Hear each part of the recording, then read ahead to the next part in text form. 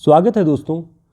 दीपावली के इस महान पर्व के बाद आप सभी जब फुर्सत हुए हैं तो तैयारियों का फिर से क्रम जारी रखिए ताकि आने वाली जो परीक्षाएं हैं उसके लिए आप अपनी तैयारी में कोई बाधा न डालें, कंटिन्यू रहें। इसलिए आज का ये प्रैक्टिस सेट पाश्चात्य काव्यशास्त्र से जुड़ा हुआ हम लेकर के आए हैं जो आपके लिए काफ़ी उपयोगी सिद्ध होगा। शुरुआत करते हैं। पहला प्रश्न देखते हैं क्या है। पहला प्रश्न है, पाश्चात्य काव्यशास्त्र में द सेक्रेड वुड नामक समालोचना पुस्तक के लेखक कौन हैं? Option Richards, Coleridge, Eliot, Wordsworth. तो इसका सही उत्तर क्या होगा? इसका सही उत्तर है इलियट।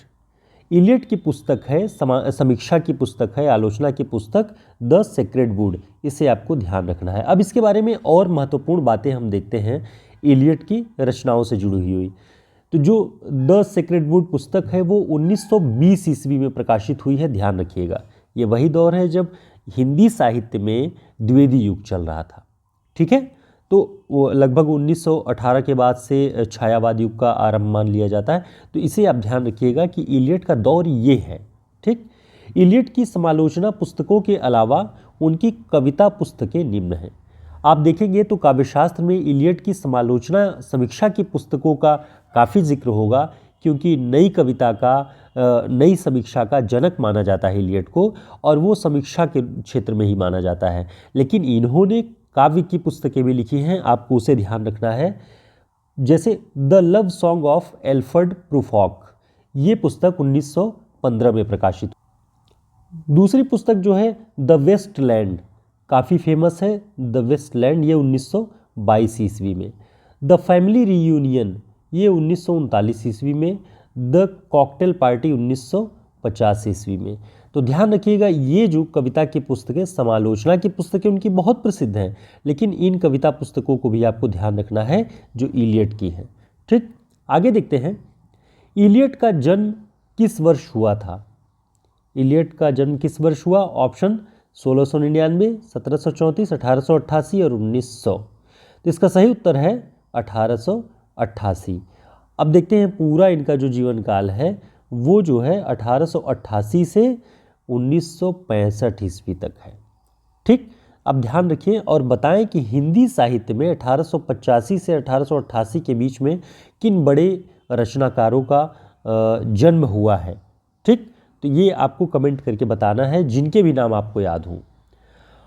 अगला प्रश्न है, पश्चिम में नई समीक्षा का जनक किसे कहा जाता है? Option Richards, Coleridge, Eliot, Wordsworth. तो इसका जो सही उत्तर है वह है इलियट। इलियट को पश्चिम में नई समीक्षा, नई आलोचना का जनक माना जाता है, इसे आपको ध्यान रखना है। और इनका जो रिसर्च था, जिस पर इन्होंने रिसर्च किया, उसका नाम है नॉलेज एंड एक्सपीरियंस नाम से। इनकी मृत्यु के बाद इसका प्रकाशन हुआ, जो इनका शोध प्रबंध है, इसे ध्यान रखिएगा। कभी भी परीक्षा में पूछ सकता है कि इलियट का शोध प्रबंध किस नाम से प्रकाशित हुआ है उनके मृत्यु के उपरांत? Knowledge and experience. दोस्तों, इस तरह के सभी प्रैक्टिस सेट आपको हमारे इस हिंदी साहित्य के शॉर्ट नोट्स नाम की इस पुस्तक में मिल जाएगी, जिसका प्रिंट फॉर्म उपलब्ध है। आप चाहें तो हमारे इस व्हाट्सएप नंबर पर संपर्क करके ले सकते हैं। सभी प्रतियोगी परीक्षाओं के लिए बहुत अनिवार्य और ज़रूरी पुस्तक है, जो कि आचार्य रामचंद्र शुक्ल, बच्चन सिंह और नगेंद्र की पुस्तकों के आधार पर तैयार किया गया है।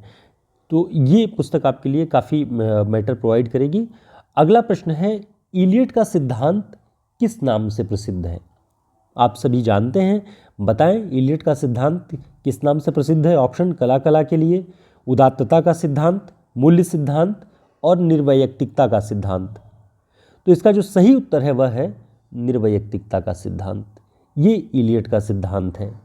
अब ये सिद्धांत कहता क्या है, आपको लगे हाथ थोड़ी सी शब्दों में मैं बता देना चाहता हूँ, ताकि निर्वैयक्तिकता टाइप की जो एक बड़ी चीज़ जो कि गूढ़ लगे कि ये क्या है, किस तरह का सिद्धांत है, थोड़ा सा आप जानते रहेंगे तो आपको आसान रहेगा कि इलियट निर्वैयक्तिकता के सिद्धांत में क्या कहना चाहते हैं। ठीक, इलियट ने कविता और कवि के व्यक्तित्व को एक दूसरे से जुड़ा होने के विचारों का खंडन किया। ध्यान रखिएगा, ऐसी विचारधारा है कि कविता और कवि एक दूसरे से जुड़े हुए हैं। इस विचार का खंडन किया इलियट ने और कहा कि कविता की रचना में कवि सर्जक न होकर माध्यम मात्र होता है। अब इसका अर्थ क्या हुआ?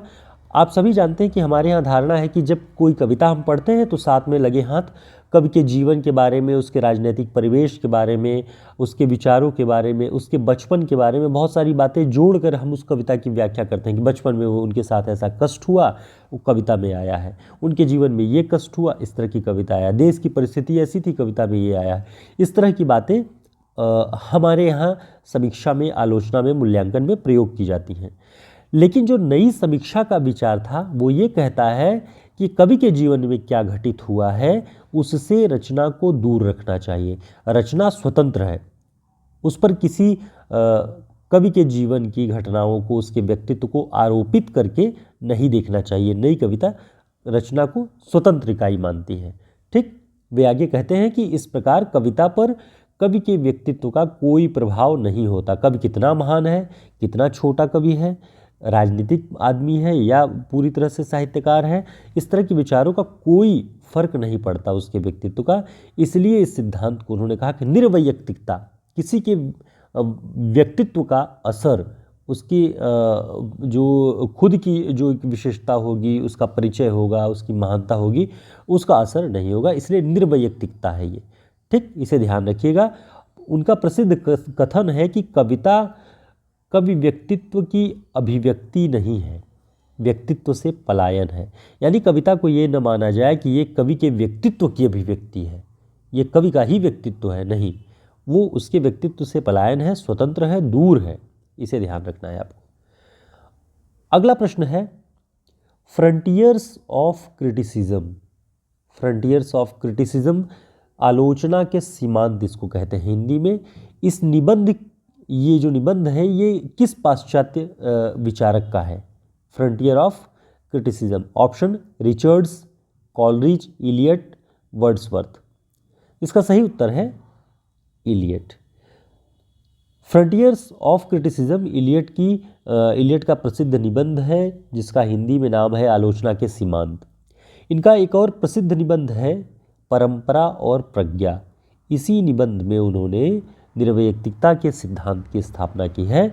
आपको ये बातें ध्यान रखनी है। तो दोस्तों, आज की हमारी जो ये क्लास थी, पूरी तरह से हमने पाश्चात्य काव्यशास्त्र के अंतर्गत आपको बहुत सारी बातें बताई, इलियट से जुड़ी हुई, इलियट के सिद्धांतों से जुड़ी हुई, उनके निर्वैयक्तिकता के सिद्धांत से जुड़ा हुआ सारा का सारा जो कंटेंट होता है परीक्षाओं के लिए उपयोगी, वो हमने आपको बताया। आप इसे तैयार कर लें, ये आपके लिए काफ़ी उपयोगी होगा। और हमारे इस पुस्तक को अगर आप प्राप्त करना चाहते हैं, ऑर्डर करना चाहते हैं, तो आप हमारे इस व्हाट्सएप नंबर से संपर्क करें। फिर मिलेंगे एक नई क्लास में नए विषय के साथ, कुछ नए प्रश्नों के साथ, और थियरीज़ को भी हम कम शब्दों में प्रश्नों के साथ सुलझाते हुए चलेंगे ताकि आप उनसे परिचित रहें। ये न लगे कि आप केवल ऑब्जेक्टिव क्वेश्चन सॉल्व करना जानते हैं, कुछ कुछ चीज़ें आपको गहराई से जाननी चाहिए, ये हमारा प्रयास है। तो दोस्तों, चैनल को सब्सक्राइब कर लीजिए, वीडियो को लाइक कर दीजिएगा, और हमारे टेलीग्राम और व्हाट्सएप ग्रुप का लिंक आपको मिल जाएगा डिस्क्रिप्शन बॉक्स में, उसे ज्वाइन कर लीजिए ताकि समय समय पर सारी सूचनाएं मिलती रहें। नमस्कार।